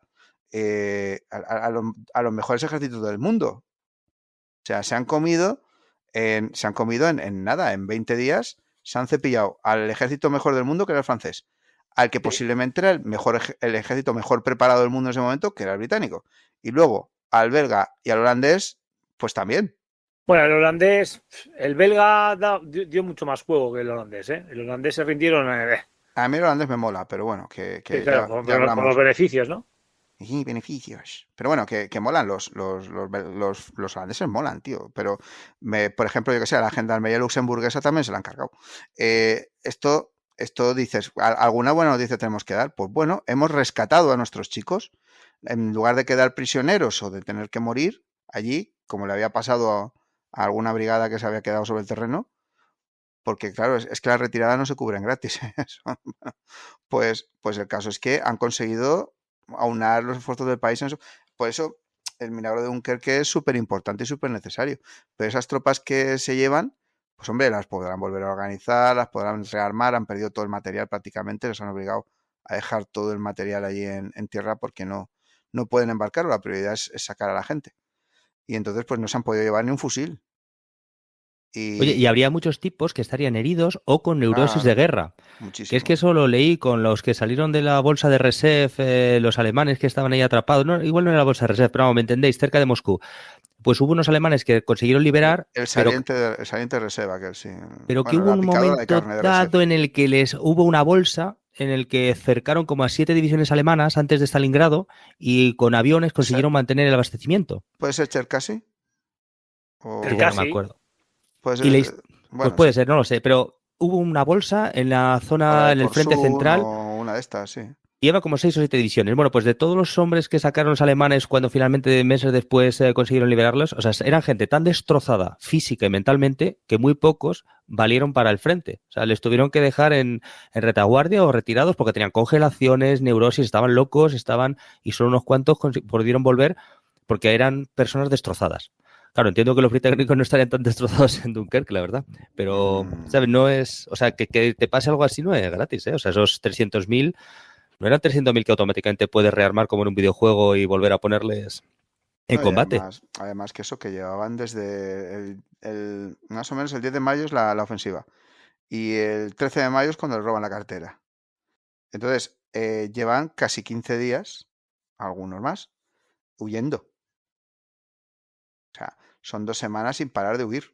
No... Oye, ¿crees que si los tanques alemanes, cuando se supone que les dijeron, venga, ahora paraos y la Luftwaffe se encarga de esa gente que está cerca de Dunkerque, si hubieran los tanques seguido presionando, habrían conseguido vaciar la bolsa muy rápido? ¿O crees que habría sido un desgaste sin sentido? ¿Hicieron bien o mal los alemanes ahí? A ver, hicieron mal, pero no sé si podían hacer otra cosa. O sea, que correr... Decimos 15 días corriendo unos, pero los otros corrieron al mismo tiempo. Y estaban, yo creo que reventados. Entonces, no sé, podría haber pasado de todo. También ahí, a ver, teniendo ya el mar a su espalda, con los británicos teniendo ahí la flota para reembarcarse y todas estas cosas, igual no era una buena idea meter solamente a las unidades que habían conseguido llegar a cerrar la bolsa sin tener suficiente apoyo de infantería y de la artillería. Igual no era una buena idea. Igual no... No les quedaban más narices. Entonces nos encontramos ya con la batalla de Inglaterra. Vale, ya ha caído Francia y ahí la batalla de Inglaterra se decide en el verano del 40. Y durante ese verano. Lo que sabemos en la realidad es que los alemanes no consiguieron la hegemonía aérea y hay como varias fases en esa batalla. Estaría por ver en qué momento los alemanes podrían haberse hecho con la hegemonía aérea. Planteemos que lo consiguen, ¿vale? Porque en alguno de esos circunstancias se maneja de tal manera que la Luftwaffe consigue dominar los cielos de Inglaterra. Sí, pongamos que, por ejemplo, pues hacen caso a Leigh Mallory en lugar de hacerle caso a Sergio Dowding, por ejemplo. Y entonces pues pierden la batalla de Inglaterra, pongamos. Se quedan sin aviones.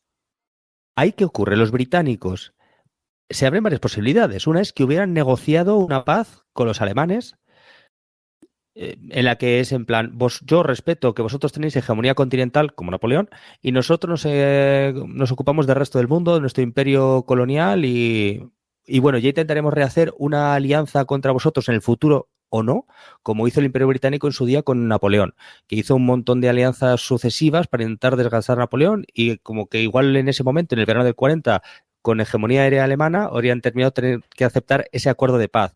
Máxime cuando los alemanes saben que tendrían muy difícil atravesar el Canal de la Mancha en contra de la Royal Navy. ¿Qué creéis que habría ocurrido? ¿Qué opciones crees que se abrirían? Eso, si la Fuerza Aérea Alemana controla el cielo de Inglaterra o por lo menos inhibe la hegemonía británica durante un tiempo. Hay varias posibilidades, pero a ver, entran demasiados factores quizá. Supongamos, por ejemplo, que Churchill no consigue imponer su criterio y le estaban haciendo la cama, es decir, había los Halifax, por ejemplo, y demás, eran gente que en principio era bastante más proclive a firmar una paz con los alemanes. Si hubieran firmado la paz con los alemanes, Hitler tan contento. En realidad no le parecía mal del todo eso Podría haberle pedido, por ejemplo, que le permitiera, pues eso, ocupar a las colonias de la Francia de Vichy, por ejemplo, las colonias que había estado administrando Francia, sobre todo en África, y haber dicho, bueno, pues yo con esto ya me conformo. Si lo que quiero es que os quitéis de medio, porque realmente el paso que quiere hacer Hitler, a ver, cualquiera que lea el Mein Kampf lo ve, quiere invadir la Unión Soviética. O sea, él no tiene ningún interés en ocupar la India, ¿vale? Entonces, no le parece mal que los británicos tengan su imperio mientras sean amiguetes. Y él pues está dispuesto a respetar eso, lo dice varias veces. No sé si al final hubiera acabado de verdad peleándose con ellos, aunque hubieran firmado las paces en un primer momento. Pero sí que es verdad que bueno, podría haberlo hecho. Que no, que Churchill se impone, siguen con la guerra, entonces Hitler dice, vamos a ver, vamos a invadir Gran Bretaña. Pues ahí tenemos un problema. Tenemos una serie de problemas. Lo primero es que los alemanes no han repuesto las pérdidas que han tenido en la Kriegsmarine en Noruega. Todos los barcos que se pierden ahí porque la Royal Navy le mete un pifostio que los deja finos. La Kriegsmarine pierde, pues creo que es un tercio de sus unidades de superficie ahí en la tontería de vamos a invadir Noruega. O una cosa así, era una barbaridad. Sí, y ya era pequeñita. O sea que imagínate ahora, ya no, la Kriegsmarine no puede asegurar esto. De hecho todos los marinos supervivientes se acabaron en Narvik haciendo el camino, un poquito ahí de unas vacaciones en la montaña. O sea... entonces, bueno, primero ahí tenemos un problema. Segundo, que la flota francesa y la flota italiana, que tendrían que ser los que podrían reforzar esto, si los franceses se habían asegurado cuando firman la paz con Alemania, ese armisticio, no la paz, el armisticio, que la flota francesa seguía en manos de los franceses. Si convence a los franceses de que se pasen a ellos, la flota francesa tiene que salir de donde está, que ha ido a amarrar a África, y regresar otra vez a Europa, cruzando por en medio de la Royal Navy. Buena suerte. La italiana tiene que salir del Mediterráneo y llegar al Atlántico. Buena suerte también. Lo tiene difícil. La Kriegsmarine está bastante solita. Entonces, claro, vamos a ver. Cogemos la Kriegsmarine y nos inventamos pues todas las cosas esas raras que hicieron las lanchas Sibel estas de hormigón. Cogemos todas las chalanas, todas las bateas, todas las barcazas del Rin.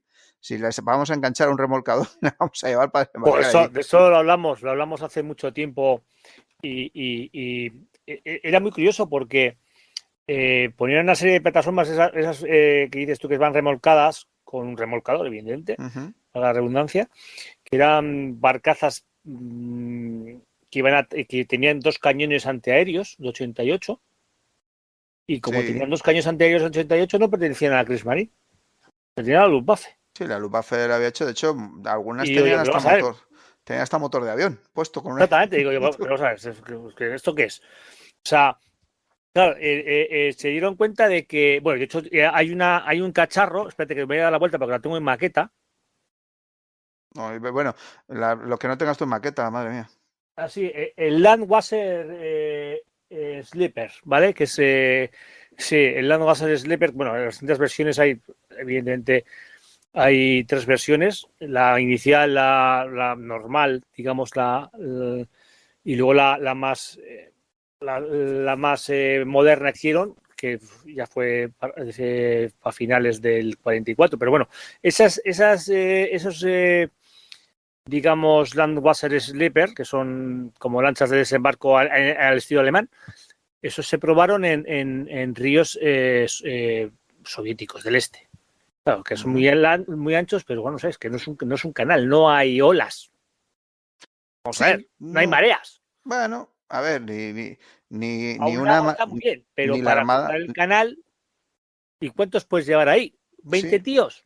no lo sé, pero además la armada más grande del mundo te está esperando.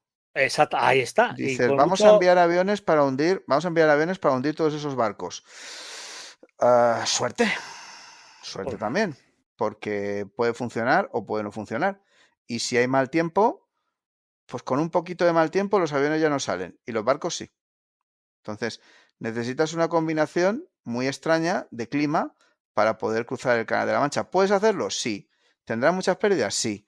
¿Qué te espera al otro lado? A ver, puede ser que los británicos no estén muy preparados. En ese momento tienen muy pocas tropas y además pues tienen esa manía de combatir como les gusta a los alemanes que les combatan, es decir, haciendo el canelo, que es lo que vamos a hacer una línea aquí de defensa y tal, y claro, los alemanes pues les encanta que les pongan líneas de defensa, se las saltan.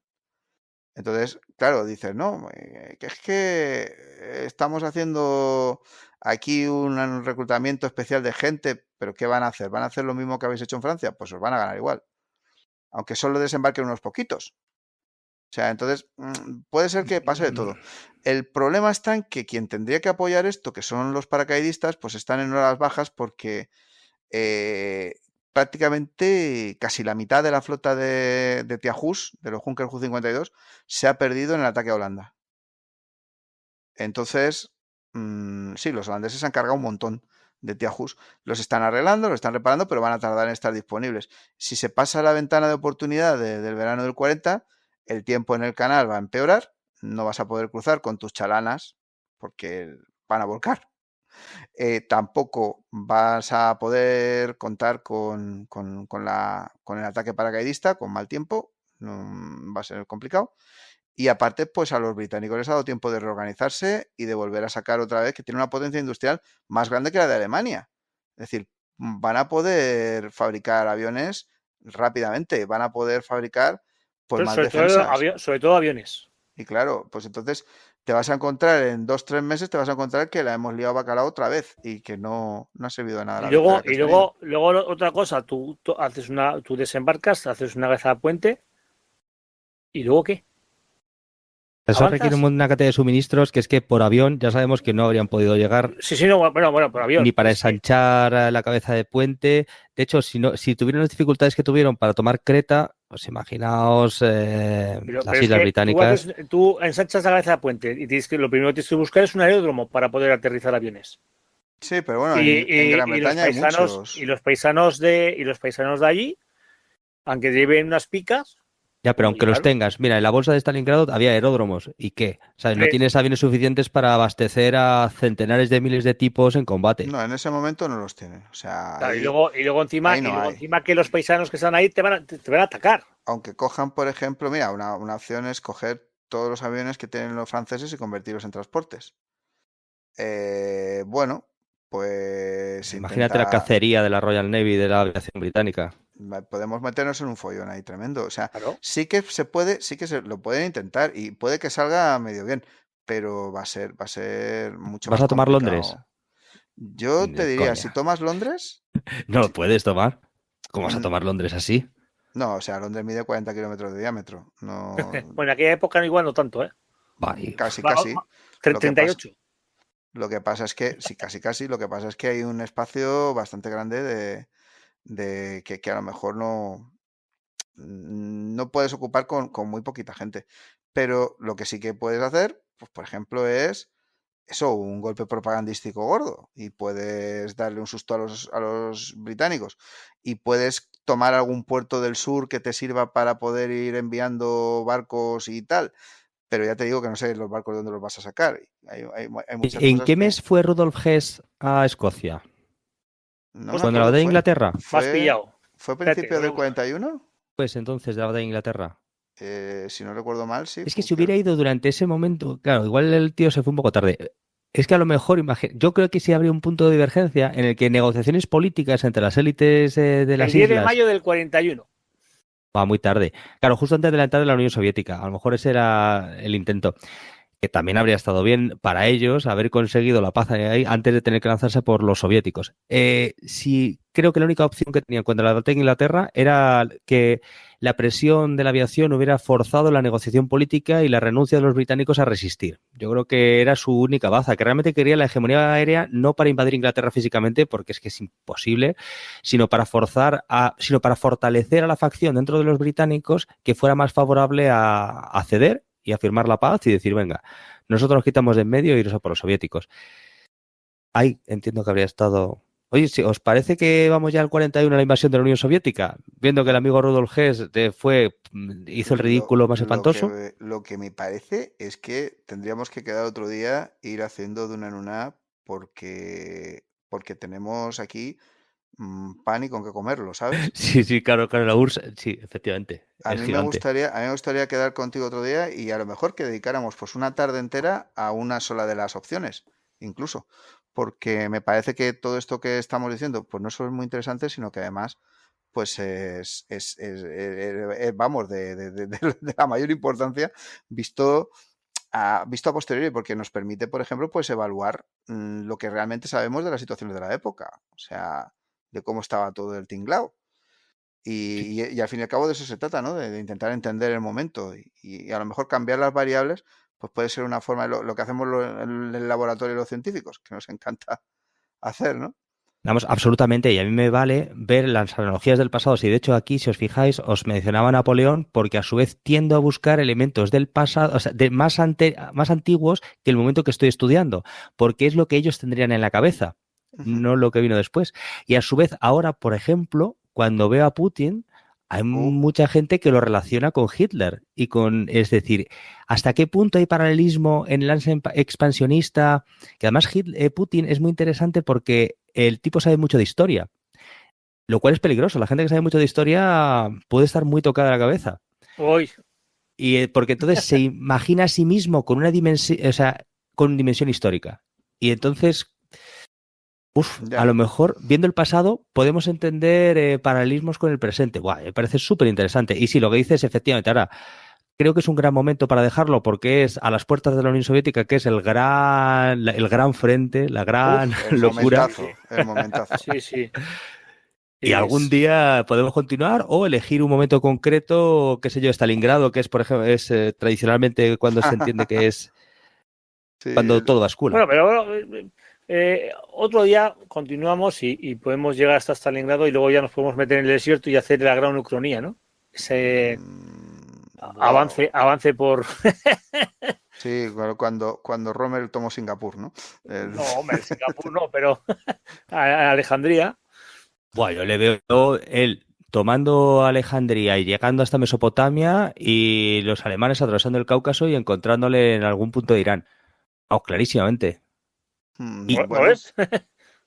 Bueno, o no, que es lo que pasó, pero bueno, en el mundo ucrónico, de hecho, probablemente los planificadores más optimistas es lo que estarían imaginando, porque si no, no tiene sentido seguir, ¿sabes? Si lo hicieron es porque esperaban ganar y ganar significaría algo, entiendo, que en ese sentido. Oye, otro momento clave es cuando están a las puertas de Moscú. Y también una ucronía me parece interesante, me planteaba en el libro, hay un par de victorias alemanas diferentes en el libro sobre la Unión Soviética. Una de las cuales es una victoria absoluta, total y rotunda, y otras no tanto. Porque... Lo malo son los no tanto.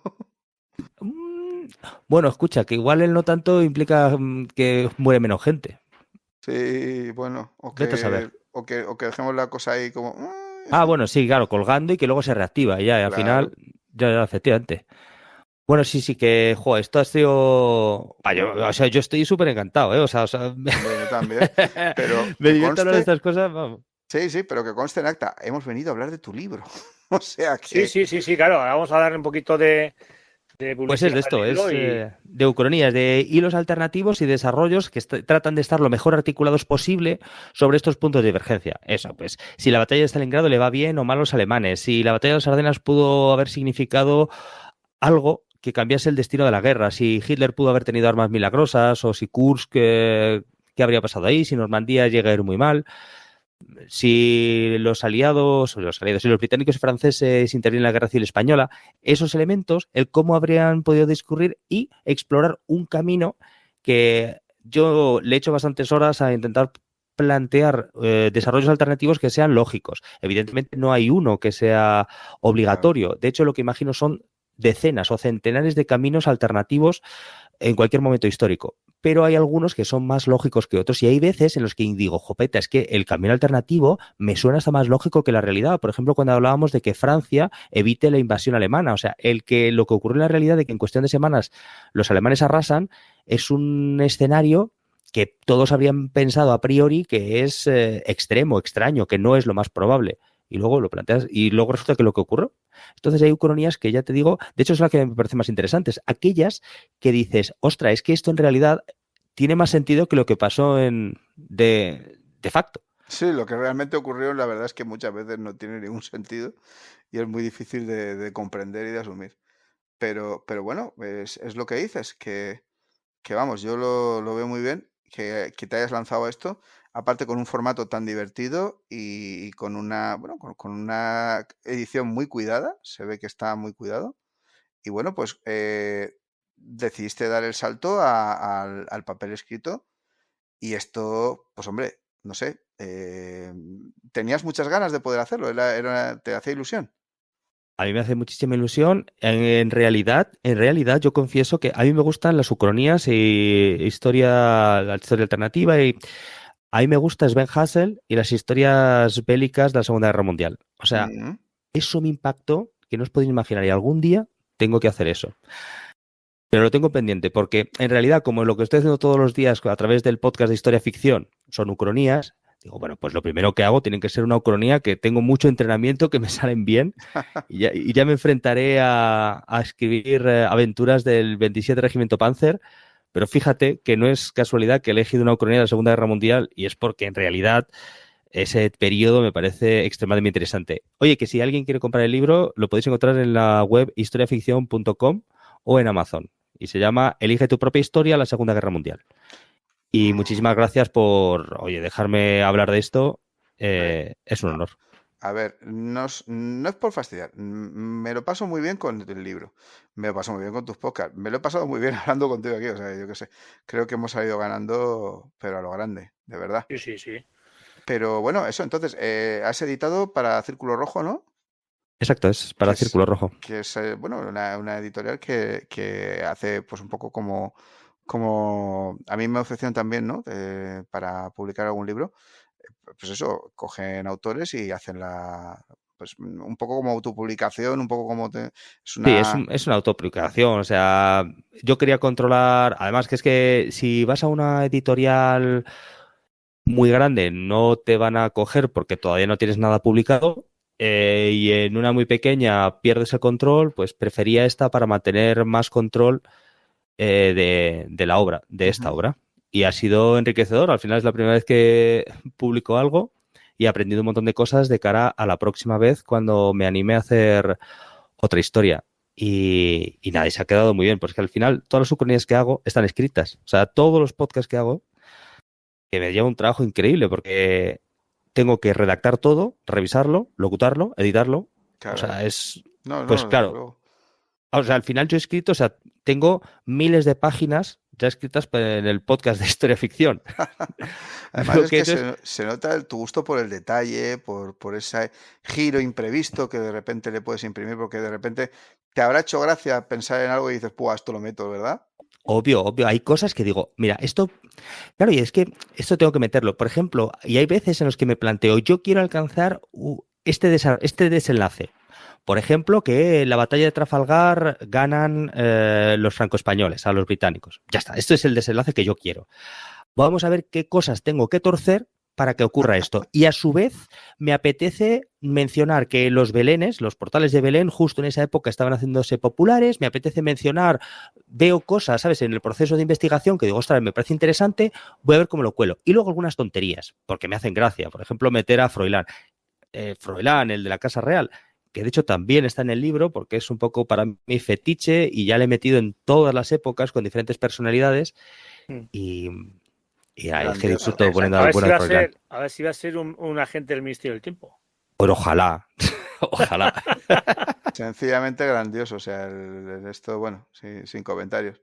Pero vamos, yo ya digo, me parecía que era un reto muy importante porque claro, tú tienes un formato ya en el que te sientes cómodo, dejando aparte que sea el mismo tema, ¿no? Pero es un formato de podcast en el que hablas, te expresas, además que ya digo, es un podcast con mucha calidad y que es muy agradable de escuchar, que siempre te hace pensar y siempre te hace permitirte darte un garbeo por la imaginación y por tu propia lógica también, porque no dices ninguna cosa que sea absolutamente disparatada en absoluto, o sea, al revés, te centras siempre en las cosas que prácticamente son demostrables. Y además un desafío a cuánto sabes realmente. Correcto. Porque claro, todos sabemos que España perdió la guerra de Cuba con Estados Unidos. Wow. Ya, claro, pero cuando entras al detalle, ¿cuándo, cómo, por qué, quiénes fueron los protagonistas? Entonces yo te cuento toda esa historia alternativa de cómo España, de repente, en lugar de perder, más o menos gana a los Estados Unidos. Y hay muchas cosas que son verdad y están trabadas con otras que no lo son verdad y otras que están maquilladas. Y es, bueno, pues ahí tienes que saber hasta cuánto sabes. Entonces me parece como un ejercicio, pues eso, de desafío, porque al final os ocurrirá que dices, es que yo ya sé quién gana esta batalla, quién gana esta guerra, más o menos ya sé cuál es el resultado de esta historia que voy a tratar. Cuando es una ucronía, o no sabes el resultado o no sabes el proceso que te lleva a ese resultado diferente. Y eso para mí es excitante, porque es repasar cosas que conozco, qué sé yo, Normandía, pero ocurre algo diferente. O cuando César y Pompeyo hago que César pierda. Entonces, ya sabes que va a hacer perder César, pero ¿cómo? ¿Cuándo? ¿Hasta cuánto sabes de esos momentos? Y es muy interesante. O sea, yo disfruto un montón. Pues la verdad es que, mira. Y nosotros te disfrutar a nosotros. Eso es lo mejor. Exacto. Abundo en esa opinión. Y bueno, pues nada, pues no me queda nada más que decir que agradecerte que hayas acudido aquí a este programa, que nosotros pues humildemente ponemos a tu disposición para eso, para que hayas pues podido anunciar este libro que has publicado, que ya digo, muy recomendable, vamos, magnífico, que es diversión, reflexión, análisis, todo en uno, y es un no parar, y que además pues eso trae unos recuerdos pues muy, muy bonitos de esos tiempos de Elige tu propia aventura. Y nada, pues que tu podcast está ahí tenemos ese Historia Ficción, en el que pues se pueden encontrar todas estas mismas cosas que estábamos comentando, pero multiplicadas por 100.000, porque ya llevas una montonada de años haciendo un montonazo de programas, y bueno, pues da gusto pasarse. Yo no puedo escucharlos todos porque no me da la vida, pero vamos, me encanta de vez en cuando me meto ahí encontrarme pues eso de una invasión de Canarias ahí bien hecha, en varios episodios, que me pareció magnífica, con el Zelensky Berry y demás, y todas estas historias que te sacas de esos puntos en los que pues la historia de repente cambia, y eso, pues como lo que contabas de Blas de Lezo, o lo que estábamos viendo de la Guerra de Cuba, que es fascinante, fascinantísimo pensar, planteárselo, y sobre todo eso, ver cómo encaja en lo que realmente sucedió. Sí. Ya está, que yo cuando queráis hablamos del Frente del Este, que es una maravilla, es horrible, pero súper interesante. Así que cuando eso, charlamos sobre este tema y cuando queráis, vamos, os venís a Historia Ficción y charlamos de lo que os apetezca. Vamos, pues sí. Encantadísimo. Sí, o hacemos un crossover de estos así a lo grande. Y nada, pues entonces, despedirnos de ti, darte las gracias y emplazarte para nuevos programas. Pues muchas gracias, amigos, y gracias a todos los oyentes. Es un honor. Un abrazo. Pues un abrazo enorme, camarada acorazado, tú que eres el gran conseguidor, que has hecho el hueco posible, que has hecho que pudiera haber esta conexión y que la magia y que haya esperamos obrado. que haya más conexiones, ¿verdad?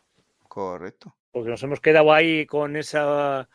que si llegamos hasta Inglaterra o no llegamos, cae Moscú, no cae, Ya ves. ya veremos a ver. Y nada, pues lo dicho, muchas gracias, Félix. Y vamos a por más. Pues sí, claro, por más. Y nada, pues a quienes nos habéis escuchado, pues muchísimas gracias por habernos escuchado. Esperamos que haya sido de vuestro agrado y por favor, hacérnoslo saber en los comentarios. Si así fue, pues darle al me gusta si os gustó.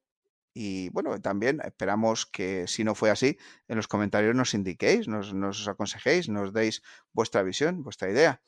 Animaros, obviamente, a que compréis el libro, a que escuchéis los podcasts de nuestro amigo David, que no quede por nosotros, que no lo hayamos dicho, que de verdad que vale mucho la pena y que dado el perfil que tenéis, pues seguro. Lo van a disfrutar mucho. Seguro, vamos, clarísimo. Yo entiendo que unos más que otros, pero la verdad es que todos merecen la pena. Y nada, pues compartidlo con quienes penséis que pueda resultar interesante. Recordad que tenemos un programa de fans que nos ayuda mucho a poder seguir con estos programas, siempre intentando mejorar la calidad, con mejor material y con más libros y con más historias que podamos buscar, pues gracias a vuestro apoyo. Y bueno, que os esperamos en próximos programas. Hasta entonces, un saludo muy grande.